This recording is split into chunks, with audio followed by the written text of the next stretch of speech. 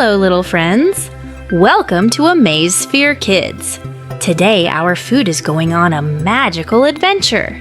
Pizza, apple, and chocolate. Let's go. Look at this big, round, happy pizza. So shiny, so yummy, so complete.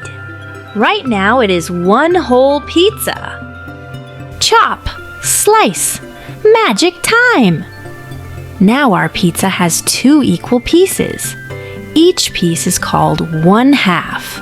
1/2. Two halves make one whole pizza. Zap, twirl, sparkle. Now the pizza has 3 equal slices. Each slice is called 1/3. 1/3. 3/3 together make one whole. Now we see 4 equal pieces. Each piece is 1/4. 1/4. 4/4 make one whole pizza. Here comes a shiny red apple. Round, fresh, and smiling. It is one whole apple. Slice! Swish! Now the apple is in 2 equal halves. Each half is 1/2. 1/2.